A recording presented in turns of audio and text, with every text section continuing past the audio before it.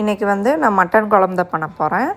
அதுக்கு நம்ம இஞ்சி பூண்டு பேஸ்ட் ரெடி பண்ணிக்கலாம். நான் நான்வெஜ்ஜுக்கு வந்து இஞ்சி பூண்டோடு சேர்த்து சின்ன வெங்காயமும் நான் வந்து வணக்கி அரைச்சிக்குவேன். ஒரு கடாயில் கொஞ்சமாக எண்ணெய் ஊற்றி அதில் இஞ்சி பூண்டு சின்ன வெங்காயமும் நம்ம வணக்கி அரைச்சி எடுத்துக்கலாம்.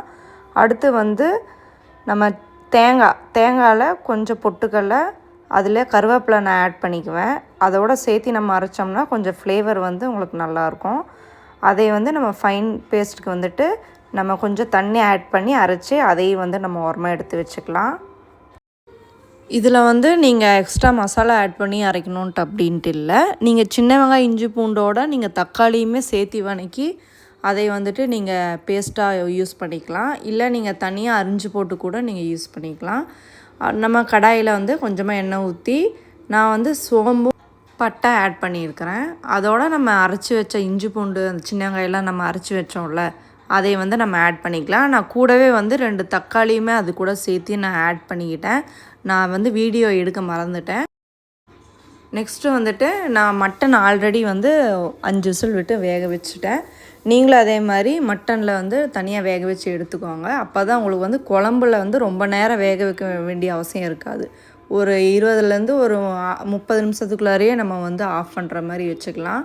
நான் வந்து மட்டன் தனியாக வேக வச்சு எடுத்துக்கிட்டேன். அதையும் வந்து நம்ம இந்த மசாலா கொஞ்சம் லைட்டாக எண்ணெய் பிரிஞ்சு வந்ததுக்கப்புறமா கறி மசாலா, கரம் மசாலா, கொஞ்சமாக நான் மிளகாய்த்தூள், மஞ்சத்தூள் நான் இதை ஆட் பண்ணியிருக்கிறேன். நீங்கள் வீட்டு மசாலா ஏதாவது அரைச்சி வச்சுருந்தா கூட நீங்கள் அதையும் ஆட் பண்ணிக்கலாம். ஆட் பண்ணி நல்லா எண்ணெய் பிரிஞ்சு வர மாதிரி நீங்கள் கொஞ்சம் நல்லா கிண்டி விட்டிங்கன்னா அதுக்கப்புறம் நீங்கள் வேக வச்ச மட்டன் எடுத்து அதில் ஆட் பண்ணிக்கலாம். ஆட் பண்ணி ஒரு 10 நிமிஷம் ஆல்ரெடி மட்டன் குக் ஆகிடுச்சு, இருந்தாலும் அந்த மட்டனுக்குள்ளே எசன்ஸ்லாம் இறங்குறதுக்காக நம்ம இன்னும் ஒரு 10 நிமிஷம் மட்டும் குக்கிங் பண்ணி வச்சுக்கலாம். நான் வந்து கரம் மசாலா வந்து வீட்டிலேயே நான் வந்துட்டு அரைச்சி வச்சுக்குவேன். நீங்கள் வந்து ஃப்ரெஷ்ஷாக அப்போதைக்கு நீங்கள் வறுத்து அரைச்சி வச்சு யூஸ் பண்ணிங்கன்னா இன்னும் நல்லா ஃப்ளேவர் வந்து உங்களுக்கு நல்லாவே கிடைக்கும். டேஸ்ட்டாகவும் கொஞ்சம் இருக்கும். நம்ம வந்து கறி வந்து குக்கிங் பண்ண அந்த தண்ணியுமே வந்து நம்ம வேஸ்ட் பண்ணக்கூடாது. நம்ம கடைசியாக வந்து இதில் வந்து தண்ணிக்கு பதிலாக நம்ம அந்த குக்கிங் பண்ண அந்த கறி தண்ணியும் வந்து நம்ம இதில் ஆட் பண்ணிக்கலாம்.